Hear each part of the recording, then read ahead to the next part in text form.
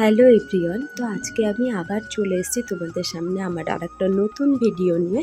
তো আজকে খুব একটা সহজ রেসিপি তোমাদের সাথে শেয়ার করে নিচ্ছি, সেটা হচ্ছে আলু ভাজার রেসিপি। তো প্রথমেই আমি আলুগুলোকে লবণ, হলুদ, লঙ্কার গুঁড়ো দিয়ে মাখিয়ে রেখেছিলাম, আর এখানে তেল গরম হতে বসিয়েছিলাম। তো তেলটা গরম হয়ে যাওয়ার পর আমি আলুগুলোকে সেই তেলে ছেড়ে দিলাম। তো তোমাদের অনেকেরই আলু ভাজার সময় আলুগুলো ভেঙে যায়।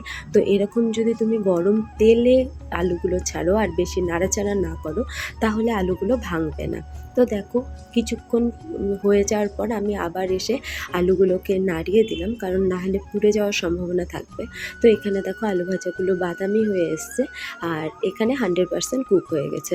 তো তারপরে দেখো আমি আলুগুলো তুলে নিয়েছি, আর দেখো আমার আলুগুলো এক ফোঁটা ভেঙে যায়নি। প্রত্যেকটা আলুই যেরকম কেটেছিলাম সেরকমই আছে।